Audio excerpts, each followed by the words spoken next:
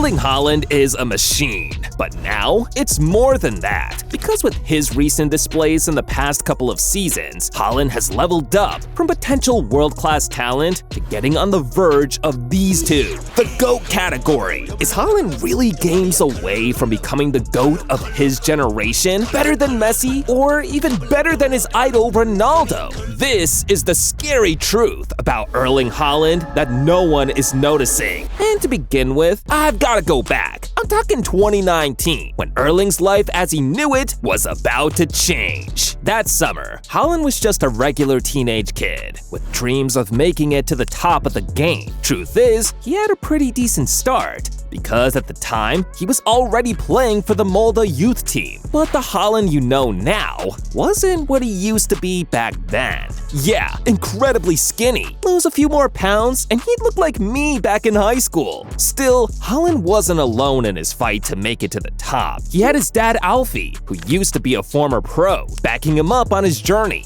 And one day, Alfie found the secret book that was going to change Erling's career. The Haalands were having dinner, and they invited Patrice Evra to join them. While talking, Evra told them the secret to one of the GOATs' rise to success, Cristiano Ronaldo's diet. Once they got wind of Ronaldo's secret cheat meal plan, eating the same food 6 times a day, including stuff like rice, sea bass, vegetables, and boiled chicken, Erling wasted no time in adopting his eating habits. And pretty soon, the results were starting to pay off. Later that month, he scored 9 goals in a FIFA Under-20 World Cup match. That's 3 hat tricks in one game. With this performance and his physique now developed, Haaland had started announcing himself to the continent. But it wasn't until he did it on the biggest stage in European football that people started to sit up and take notes about just how special Haaland actually was. September 17th, 2019. What was supposed to be just a normal Champions League Group E opening game between RB Salzburg and Schenk ended up becoming one of the most hyped games that season.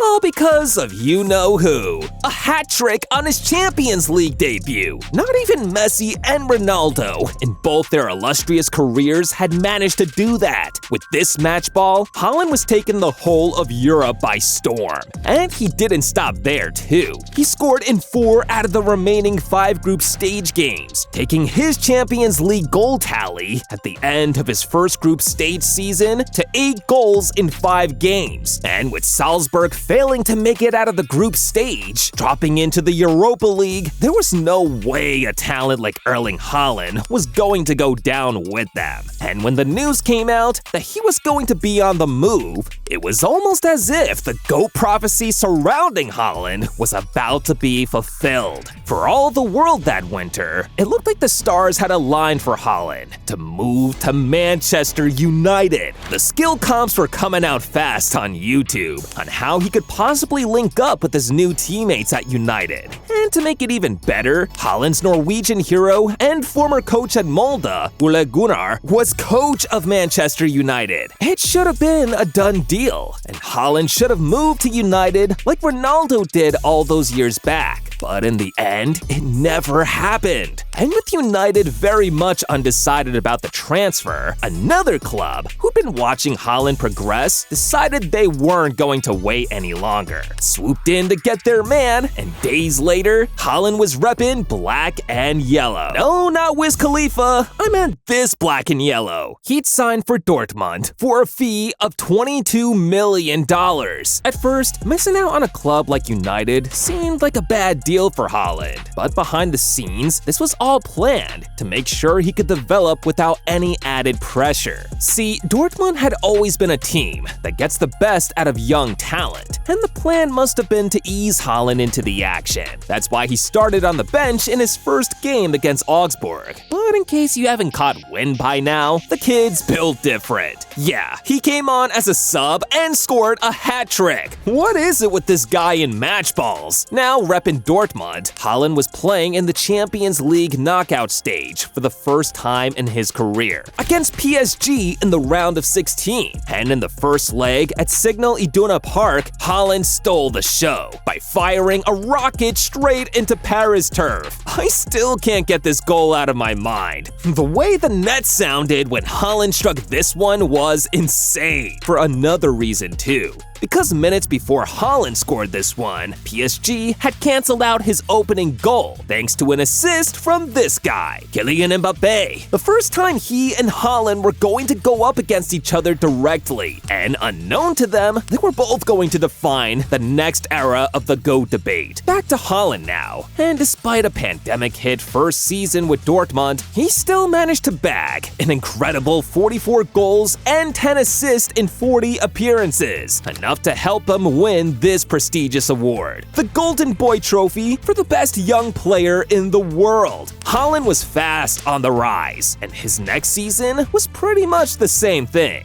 41 goals and 12 assists in 41 matches, including international hat tricks for Norway against Gibraltar and Romania. That season, Haaland started bagging major awards too. He won the Champions League Golden Boot with 10 goals, despite crashing out in the quarterfinal stage. And his link-up with guys like Gio Reyna, Jude Bellingham, and Jadon Sancho helped Dortmund win the DFB Polka that year too. But also, in 2020-21, Haaland started experiencing a series of injuries that reduced his playing time. Torn muscle fiber injuries, keeping him out for a combined 6 weeks, as well as knee problems and hip flexor issues. The same injuries followed him into the 2021-22 season, where he only managed to play 30 games that season, still bagging 29 goals and 8 assists in the process. But once his recovery was in full swing, with a combined total of 86 goals and 23 assists in 89 games for Dortmund, Haaland decided, after 2.5 years, that it was time to say goodbye to Signal Iduna Park and go home. Just like his dad had done all those years, Haaland was now going to play for Manchester City after agreeing to a $62.5 million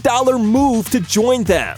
Now the pressure was on. No offense to the Bundesliga, but the Premier League is the most watched league in the world, meaning Haaland was going to have way more eyes on him to see if he could pull it off week in and week out. And it's safe to say, it turned out pretty great. The Golden Boot in his first season with City. And this doesn't even tell half the story. Haaland smashed so many records that season, I heard the dudes at Guinness were thinking of dedicating a special page to Haaland's records. Even his teammates were getting tired of how good he become. Just to show you how good he was, after bagging a brace against West Ham on the opening day of the season, Haaland followed that up with 12 goals in his next 7 Premier League games, including back-to-back hat tricks at the Etihad against Crystal Palace, Nottingham Forest, and Manchester United. Yeah, those guys. He thumped them hard. By the end of the league season, Haaland had broken the record for the most goals scored in a single Premier League season with 36, breaking the record for the most goals in an English domestic campaign after going past Andy Cole's 34. And in the Champions League, he wasn't slowing down either. He scored in the opening 3 games, including this spectacular winner against his former team. Damn, there's no way I'm scoring a banger like that and choosing not to celebrate. But it was in the round of 16